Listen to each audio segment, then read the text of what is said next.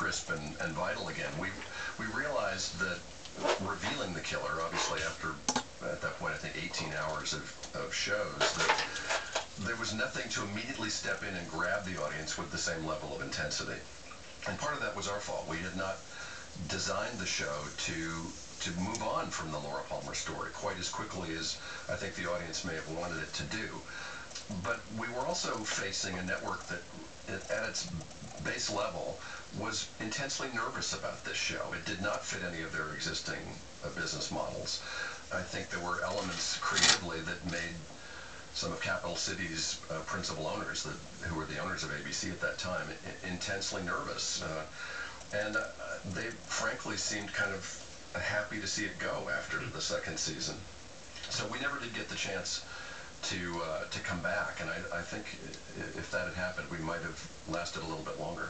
Yeah, do you wish you'd been able to put that third season on the air?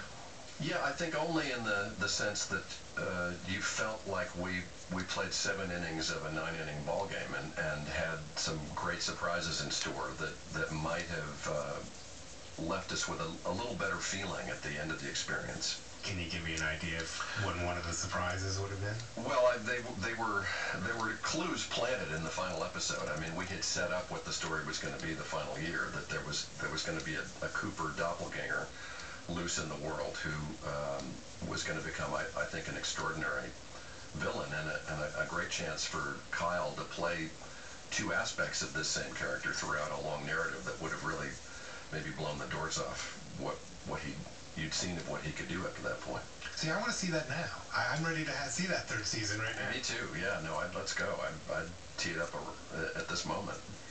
Now, when Twin Peaks is mentioned, it's most often associated with David Lynch. He's best known as a film director, as an auteur.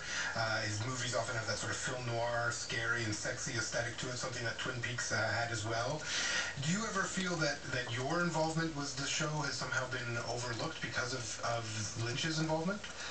Well, no, I felt like we were a team that worked very well together, and we profited by the fact that David was so well known at that point. I got plenty of attention during that period of time, and it enabled me to do things in my career subsequently that I probably wouldn't have otherwise. So I was very happy with how it worked out, and they wrote the checks 50-50, so it didn't bother me in that aspect in the slightest. You've had a quite amazing, varied career. How would you describe that 3-year period of when you were working on Twin Peaks? Well, I've told people often, I think that was as close as you could experience to being a member of the Beatles for a short period of time. The insanity of intense media scrutiny, and this was even before the internet had blown up, was truly crazy. It was like being in the eye of a hurricane. And, you'd walk into a restaurant and people would start playing the theme music. It was surreal.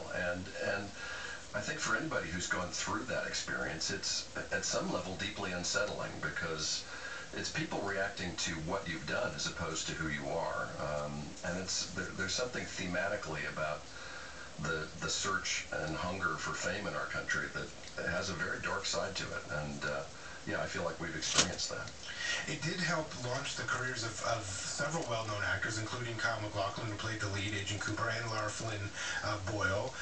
Since you were so instrumental in making their acting careers, do you ever hear from them since the show's been gone?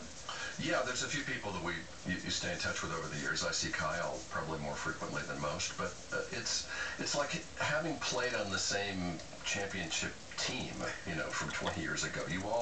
You share a feeling and an experience that is very special, and I think anybody who was a part of it looks back on that period of their life with great fondness. There was very little about it that you'd really want to go back and change.